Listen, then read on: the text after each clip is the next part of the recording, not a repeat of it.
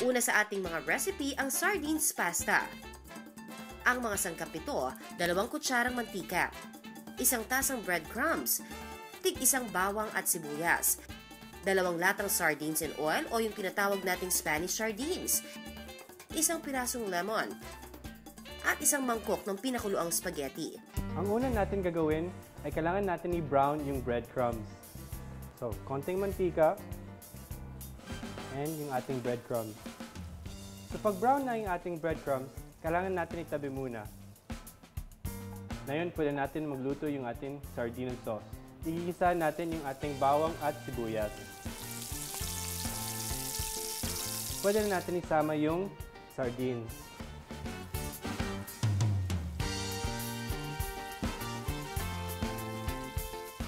At pwede natin isama yung lemon zest. So last step, bago ihalo yung sauce sa pasta, kailangan natin maglagay ng konting lemon juice. So, juice of half a lemon, stir, at pwede natin isama yung pasta.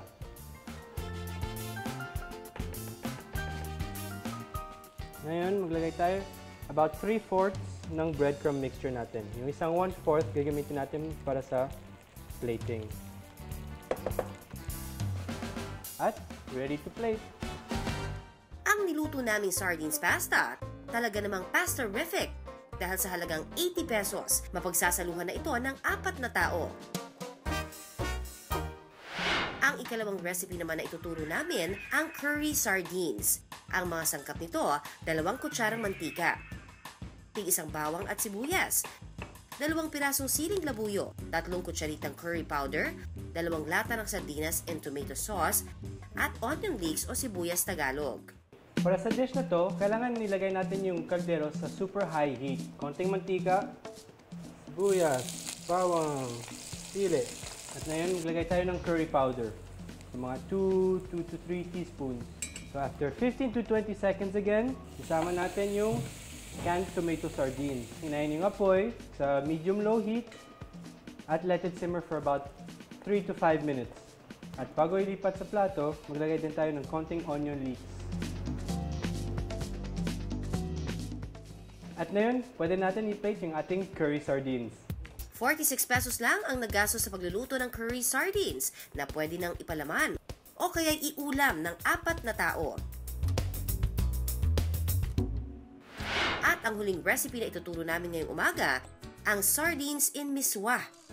Ang mga sangkap nito, 2 kutsarang mantika, tig 1 sibuyas at bawang, 2 lata ng sardinas and tomato sauce, 1 tasa ng shrimp stock o yung tubig na pinagpakuluan ng hipon, at 1 mangkok ng miswa.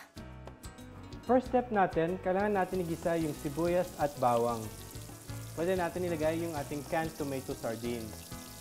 At ngayon, pwede natin isama yung shrimp stock or yung fish stock, chicken stock.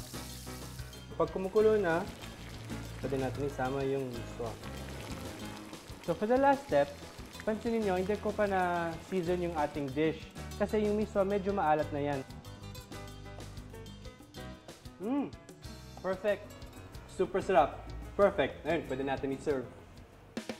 Biruin nyo mga kapuso! 60 pesos lang ang suma total na ginastos sa pagluluto ng sardines sa miswa at sapat na ito para sa 4 na tao.